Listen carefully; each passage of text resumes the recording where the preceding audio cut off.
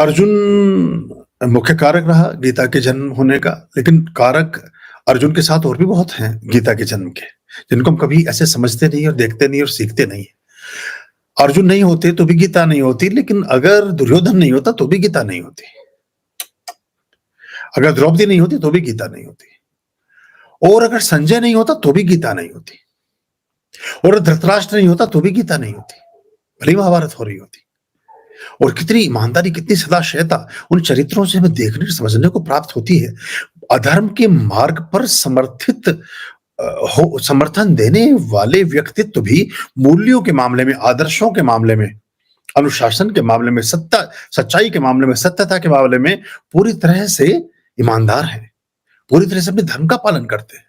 संजय ने सारी बातें जब बतानी शुरू की धृतराष्ट्र को, तो धृतराष्ट्र वो उस चीज को छिपा सकते थे, उस चीज को गायब कर सकते थे, उस चीज को नहीं बताते, तो देश न दुनिया तक कैसे पहुंचती। अर्जुन ने तो कोई बैठकर पुस्तक नहीं लिखी थी। इस गीता को हम अब 2 घंटे में सारी गीता भगवान श्री ने स्पष्ट कर, बल्कि 50 मिनट में ही कह लीजिए, उससे बाकी तो मोह और मोह के जाल थे सारे के सारे। पूरे के पूरे जो 18 अध्याय है 50 मिनट में फटाफट ब्रॉडकास्ट हो गए, जो भगवान श्री ने स्पष्ट किया अर्जुन के साथ बैठ करके। तो वो संजय सुन रहा है और साथ साथ, इसलिए इस बात संजय उवाच, फिर वो इसलिए आता है संजय बोल रहा है उस चीज को। संजय के बारे में जो हम दूरदृष्टि या क्लियर ऑडियंस की बात करते हैं, वो दूर श्रवण शक्ति की जो बात हम करते हैं, वो लोगों को उस पर हमेशा से संजय की जो शक्ति की सामर्थ्य है, संजय की शक्ति की जो गंगोत्री है, उस पर संदेह उठता रहा है। वो स्वयंभू थी, वो साधना के पथ पर थी। सबने पूछा कि क्या वो तंत्रोक्त प्रक्रिया थी, वो क्या था जिससे ये चीजें प्रकट हो पाई। स्वाभाविक हो है उसके बारे में संदेह का उठना, लेकिन संजय थोड़ा दूर है। दूर मतलब 5000 वर्ष का गैप है संजय के और हमारे बीच में। इतनी दूर जाने की जरूरत नहीं है। अभी 20-25 साल 30 साल पहले अमेरिका में एक व्यक्ति हुआ टेड सीरियो। टेड सीरियो के संबंध में कुछ फैक्ट हैं जो कि हर व्यक्ति को समझने चाहिए। उससे आपको इस दृश्य श्रव्य शक्ति के बारे में एक अनुमान लगाना आसान होगा, उसके बारे में समझना आपके लिए आसान हो जाएगा। टेड सीरियो को एक विशेष रूप से एक ऐसी शक्ति प्राप्त थी, ऐसी विद्या प्राप्त थी कि, और वो कि 1000 मील दूर भी, और ये हमारे आपके समय की बात है, अभी भी वृद्धावस्था में होता, अगर होता नहीं, वो नहीं रहा, वो उसका एक अलग कारण है। तो टेड सीरियो 85-75 के बीच में अमेरिका में हुआ। आप अगर कोई क्रिकेट मैच चल रहा है या फिल्म की सिनेमा की शूटिंग हो रही है या किसी नेता की कोई रैली हो रही है, अगर उस समय कहीं पर भी जयप्रकाश नारायण की कोई रैली हो रही होती या अटल बिहारी वाजपेयी किसी सभा को संबोधित कर रहे होते या इंदिरा गांधी की कोई सभा स्पीच कहीं चल रही होती, तो टेड सीरियो अमेरिका में बैठ करके उसके बारे में पूरा विवरण दे सकता था। ना सिर्फ दे सकता था, वो संजय से एक कदम और आगे चला गया। उसकी वो कुछ पल के लिए ध्यानस्थ होता था और उसकी आंख में एक चित्र आ जाता था, और उस चित्र को कोई भी देख सकता था। सैकड़ों इंटरव्यू टेलीविजन पर उस समय किए गए, सीएनएन ने किया, बाकी लोगों ने किया। उस चित्र में आप ये तक देख सकते थे कि रैली में पहली पंक्ति में बैठे हुए आदमी की टी शर्ट का क्या रंग है, वो व्यक्ति कैसे रंग के बाल बनाए हुए है, किस तरह का उसका जीवन है। और वो न्यूयॉर्क में बैठा बैठा कहीं का भी कोई भी दृश्य आपको बता सकता था, हूबहू बता सकता था। उसके हजारों फोटो लिए गए हैं, और कितनी भी दूर हो चित्र या वो दृश्य या वो घटना, टेड सीरियो की आंख उसको पकड़ने में समर्थ थी, उसको देखने में समर्थ थी। तो हम जो भी इस तरह की विशिष्ट शक्तियों से लैस लोग होते हैं, वो कोई सर्वज्ञ नहीं होते हैं, ये जान इसकी भूल मत कर बैठना। वो कोई आध्यात्मिक होंगे इसकी भूल भी मत कर बैठना। वो कोई गुरु होंगे इसकी भूल भी मत कर बैठना। ये कुछ इंसिडेंट्स हैं, कुछ पर्टिकुलर घटनाएं हैं जो जीवन में कभी-कभी घटती हैं। अब आप कुछ समय पहले आप देखेंगे कि स्कैंडिनेविया में एक व्यक्ति, दुर्घटना हुई उसकी, और उसका सर जमीन पर जा लगा, सर में चोट लगी। जब वो होश में आया तो उसको बड़ी दिक्कत का सामना करना पड़ा। उसे ऐसा लगा जैसे उसके कान में कोई कुछ गा रहा है। वो बार-बार शिकायत करे कि बंद करिए, बंद करिए। उधर पलट कर देखे तो कोई भी बैठा हुआ नहीं था। तो फिर डॉक्टर्स के पास बात पहुँची और पता चला कि वहाँ से लगभग 15 किलोमीटर के डिस्टेंस पर एक रेडियो स्टेशन था। ये सच्ची घटना है, रेडियो स्टेशन उसके कान में सीधा ऐसे बज रहा था, जैसे आपने रेडियो की फ्रीक्वेंसी सेट कर दी हो और वहाँ स्पष्ट वहाँ बजने वाले गीत, संगीत और होने वाली ब्रॉडकास्टिंग और प्रसारित होने वाले समाचार उसे बिल्कुल अपने कान में सुनाई दे रहे थे, जो वहाँ अस्पताल में लेटे हुए किसी भी आदमी को सुनाई नहीं दे रहे थे। यानी कि उसकी चोट ने किसी ऐसी अदृश्य शक्ति को जागृत कर दिया, जिस शक्ति से दुर्घटना से पूर्व वो अनभिज्ञ था, जिसके बारे में उसे कुछ पता नहीं था। स्थिति ऐसी हुई कि 24 क्योंकि वो कोई ऑन ऑफ का वहाँ सिस्टम तो था नहीं। ये कान में गाना बज रहा है, यहाँ रेडियो को तो आप बंद कर सकते हो, उसका प्लग निकाल दोगे, बिल्कुल प्लग भी ना पता हो तो उसका सेल ही निकाल दोगे, मतलब कैसे भी करके चुप कर सकते हो। वो चुप ही उसकी वो जो आवाज़ थी, जो गाना बज रहा था, वो चुप नहीं किया जा सकता था, वो निरंतर बज रहा था। स्थिति ये बनी कि तीसरे दिन ही उसके कान का ऑपरेशन करना पड़ा।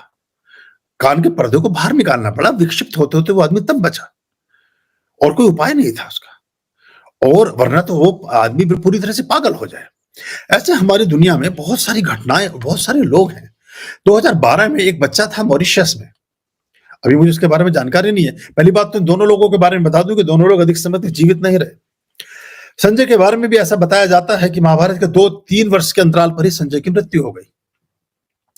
ये जो आकस्मिक उपलब्धियाँ हैं, ये अनायास होने वाले जो हमारे साथ कोई चमत्कार हैं या प्रकृति के साथ किसी तरह की लयबद्धता है, ये हमें अलग तरह की श्रेणी में करती है और बाकी चीज़ों पर इसके इफ़ेक्ट आते हैं। ऐसे बहुत लोगों की घटनाएँ हैं जिनके ऐसे चोट लगी, ये ऑपरेशंस खराब हो गए और उनके शरीर में, उनके जीवन में कुछ अलग तरह की शक्तियाँ विद्यमान हो गई। मैं मॉरिशस में एक बच्चा था 10, 11, 12 साल का, उसके बारे में बता रहा था आपको। वो ज़मीन की तरफ देखता था और आकाश में उड़ते उसमें किंगफिशर के जहाज उड़ते थे। जहाज में उड़ते हुए उसने साफ बताया कि किंगफिशर का जहाज जा रहा है आकाश से, नीचे से खड़े होकर कुछ देखना असंभव था और सिर्फ ना सिर्फ ये बताया, उसने बताया कि इसमें 3 एयर होस्टेस हैं, उन्होंने ये ड्रेस पहनी हुई है, पहले लाइन में बैठा हुआ व्यक्ति इस नाम की पत्रिका पढ़ रहा है, उसके सामने ये जूस की बोतल रखी है और उसके ऐसे रंग की टी-शर्ट और ऐसे रंग का चश्मा लगाया हुआ है। और जब उस जहाज उतरा और जाकर के स्पेशली चूँकि उस पर एक रिसर्च की जा रही थी, उसको चेक किया गया तो बिल्कुल वो हूबहू ऐसा ही था। ऐसे बहुत सारे उसने बताए लेकिन वो इस शक्ति या इस सामर्थ्य या इस क्षमता के उदित होने के 2 या 3 वर्ष बाद ही उसके बाद उसके समाचार फिर प्राप्त नहीं हुए। उसको कुछ लोग कहीं रिसर्च के लिए ले गए थे जर्मनी और कहीं और, फिर उसके बाद पता नहीं चला उसका कि बच्चे के साथ क्या हुआ। ज़्यादातर ऐसे लोग कभी दीर्घजीवी नहीं होते, पूर्ण जीवन नहीं जी पाते हैं। तो आप देखिएगा कभी भी अगर किसी व्यक्ति की एक सामर्थ्य प्रभावित होती है, तो उसके बाकी सामर्थ्य जागृत हो जाती है। रविंद्र जैन ने जो संगीत दिया, वो चक्षुहीन थे।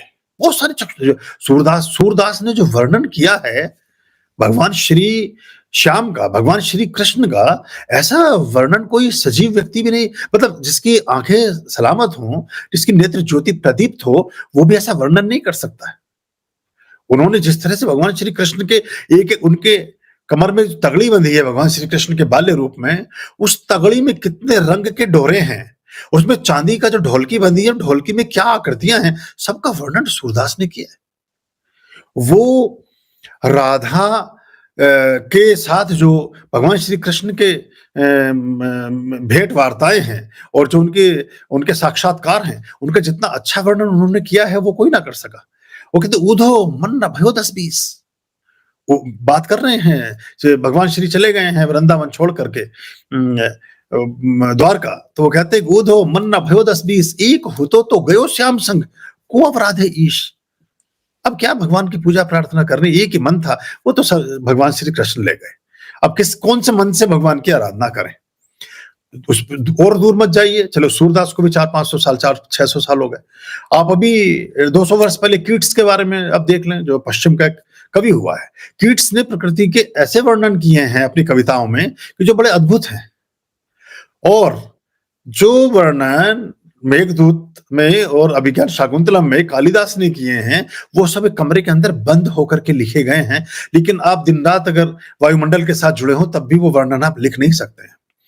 असल में ब्रह्मांड की बहुत सारी पराशक्तियों में से कभी-कभी किसी दिव्य आत्मा का किसी चीजों के साथ एक संसर्ग हो जाता है। जिनका संसर्ग होता है, जिनका इनके साथ एक संबंध स्थापित होता है, वो इसकी घोषणा या इसका प्रचार-प्रसार अधिक नहीं करते। वो बड़ी तन्मयता से, बड़ी एकाग्रता से उसका सदुपयोग करने की कोशिश करते हैं और लोगों को ये चमत्कारी ढंग से लगता होगा।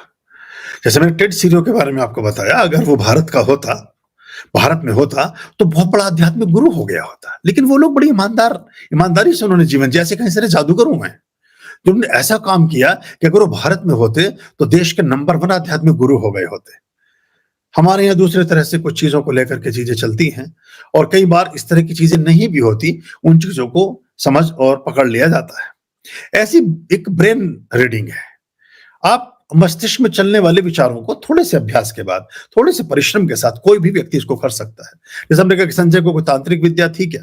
ये तांत्रिक विद्या की बात नहीं है। हाँ, कुछ कोइंसिडेंस है। वो संजय के पास उस तरह की बात थी, लेकिन उसके बाद वो चुक जाती है ऊर्जा, वो चीज़ समाप्त हो जाती है। तो ये कोई भी व्यक्ति जो ब्रेन रीडिंग का जो काम है, जो मस्तिष्क के विश्लेषण का कार्य, कोई भी व्यक्ति कर सकता है और इसमें कुछ कमांड्स एक प्रसारित की जाती हैं। जैसे कि अगर हम रेडियो पर कोई समाचार प्रसारित करें तो वही बजेगा ना।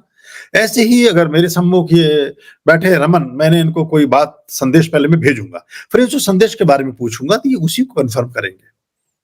उदाहरण के तौर पर मैंने इनसे कहा कि पहले मैंने अपने मन से एक विचार प्रक्षेपित किया कि लाल रंग का गुलाब, या गुलाब प्रक्षेपित किया।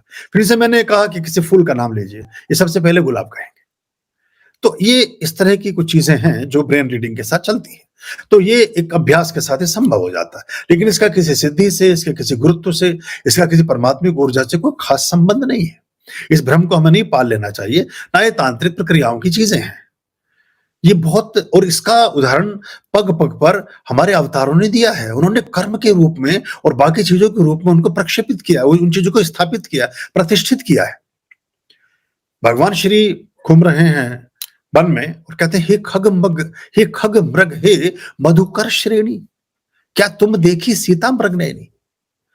खरगोश से पूछ रहे हैं, हिरण से पूछ रहे हैं, मधुकर श्रेणी माने मधुमक्खियों से पूछ रहे हैं कि क्या तुमने कहीं सीता को देखा है? वो तुम्हारी जैसी आंखों वाली थी, क्या तुम देखी सीता मृग नैनी? हिरण की आंखों जैसी सीता को तुमने कहीं आते जाते देखा है? और भगवान शिव के अवतार जो हनुमान जी हैं, वो भी उन्हें भी ठीक से पहचान नहीं हो रही है किसी चीजों के बारे में, क्योंकि वो कर्म के सिद्धांत में बिलीव कर रहे हैं और वो जाकर के मुद्रिका को ले जाते हैं और उसके बाद उन तरह से चीजों को करते हैं। तो बहरहाल, लेकिन कहने का मेरा मतलब ये था कि जब भी भगवान बहुत सारे स्वरूपों में आए, उन्होंने एक सहज मनुष्य की तरह उन चीजों को करना चाहा, जिन चीजों को पलक झपकते ही वो बहुत तरह से कर सकते थे। लेकिन हम इन चीजों का अगर दूसरी तरह से प्रक्षेपण करते हैं तो उसके पीछे हमारे स्वार्थों के एक निहित जाल होते हैं। उससे हमें अगर बच सकें तो धर्म के नाम पर जो पाखंड की दुकानें सजती हैं, उससे हम बच सकते हैं और सही दिशा में अपने जीवन को अग्रसारित कर सकते हैं।